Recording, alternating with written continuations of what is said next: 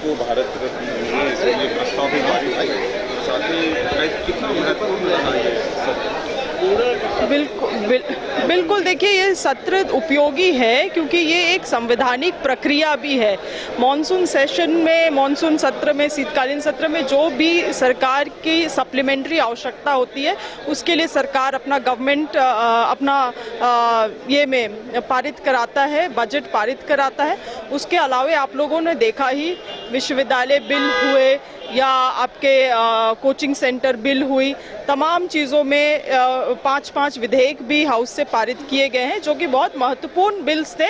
और हमारे सरकार के गठन के बाद लगातार 7-8 महीने बहुत गंभीर अध्ययन करते हुए इन बिल्स को तैयार की गई थी। हाँ बिल्कुल, ये प्रस्ताव, क्योंकि इसकी चर्चा आदरणीय गुरुजी जब हमारे बीच से चले गए उस समय गांव घरों में और जिस तरह से देश भर से लोगों का आगमन झारखंड में हुआ, तो ये एक मांग उठी, ये लोगों के बीच से भी एक डिमांड थी कि आदरणीय गुरुजी को हम लोग भारत रत्न का सर्वश्रेष्ठ जो एक पुरस्कार है उससे भेंट करने का काम करें उनके नाम को।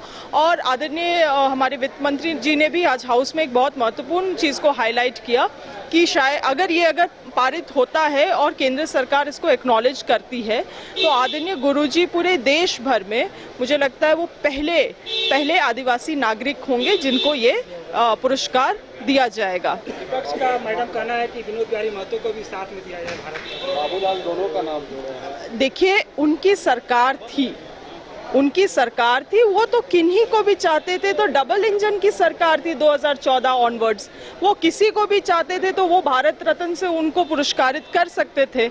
मगर अब जब हमारी सरकार है, जब गुरुजी को श्रेय देने की बात आ रही है, श्रेय क्या मतलब उनको जब ऑनर देने की बात आ रही है, तो वैसे में ये उनके साथ और भी अन्य लोगों के नाम को जोड़ना का कोशिश कर रहे हैं।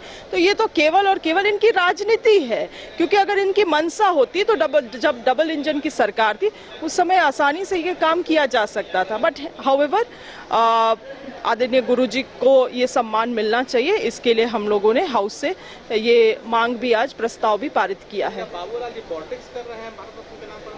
आज के दिन में आदरणीय बाबूलाल जी किस चीज़ में राजनीति नहीं कर रहे हैं?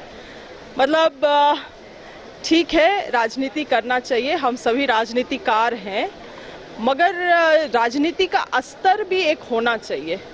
पिछले कुछ दिनों में जो हम लोगों ने बीजेपी का एक्टिविटीज़ देखा है, केवल और केवल विवादों में, विरोधों में, ये अजीब सा एक सिचुएशन बनता है। और आदरणीय माननीय मुख्यमंत्री जी ने भी आज इस बात को हाईलाइट किया कि जहाँ पे भी नफरत है, जहाँ पे भी